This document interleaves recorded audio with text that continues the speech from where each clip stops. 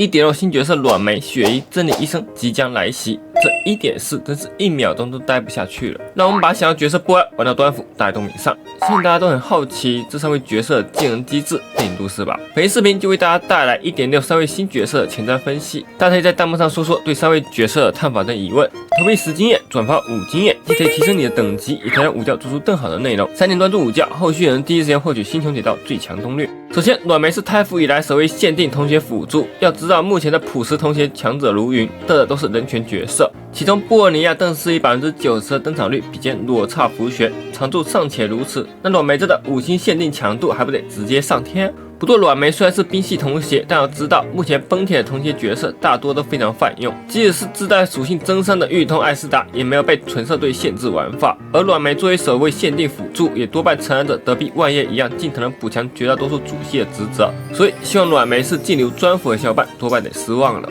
但即使阮梅并非兵系专辅，再带上与行星相会的情况下，依然能给劲流提供24%的常驻增伤，而且目前的常驻同学已经包揽了攻击、速度和双爆辅助。阮梅作为限定角色，想要在泛用的同时做出差异的话，设计思路参考德比藤原项有刀增伤、击破效率以及附加伤害，不然哪一个都能泛用拉满的同时让劲流喝到汤，再加上这楼腿刀叉以及深二同团的黑丝肚脐，这下真是不得不抽了。顺便一提，阮梅的 CV 张文玉那可是顶级御姐音，相信不少人都听过她唱的雷龙吟吧。我历经是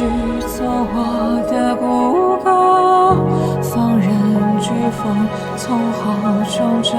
脱。所以你会抽阮梅吗？然后是虚数大西真理医生，话说你都叫医生了，怎么是许力啊？哦，原来是专治傻。那确实是得输入强力了。目前的巡猎角色主要有3种设计思路，分别是刀术多动型、击破特化型以及追加攻击型。其中第2种基本只有特殊场合才能上场，整体限制极大，并不符合真理医生的5星定位。所以真理医生走刀术或者追击路线的可能性相对更大。如果他是刀术主系，那么技能组里就很有可能会有老杨同团的虚数进度效果，不仅能符合冷色实现推拉一体铁道相对论，还可以最大程度吃到虚数套的随应加成。而走追击路线的话，那多半就会是坡霸目前最迫切需要的刀瓶追击角色了。当然，真理医生也有可能会重铸巡猎龙装，直接我全都要。但不管怎样，作为虚游系第2位限定主系，还是2个版本后的新角色，真理医生的强度明显不会低于陨月，而且他的中配是德比枫丹水龙王，日派还是萌的风魔龙。银月君一龙饮水，他直接表演2龙戏珠，这双龙会强度不得直接上天。最后的雪姨则是量子毁灭角色，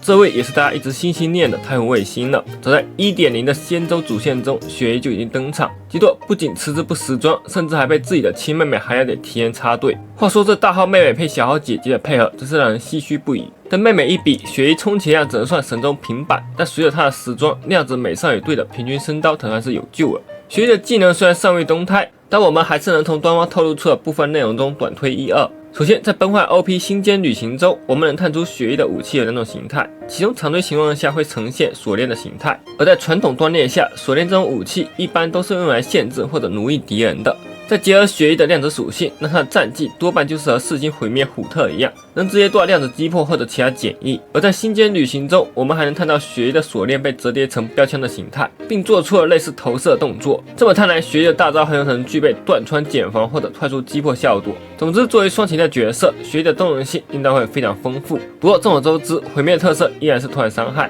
而目前量子队已经有位拓散致死侵却了，所以这2位谁才能作为量子队4星主系的位置呢？不过有句老话，天的辅助，流水的主系。1.6 这几个新角色里资源有限的话，肯定更优先考虑阮梅。作为崩铁目前首位限定同鞋，阮梅大概率会超越板鸭，成为新时代的人权辅助，保值度上显然会更胜一筹。你觉得呢？所以你最近打算抽谁呢？感谢大家3年多的支持，我们下期视频再见啦！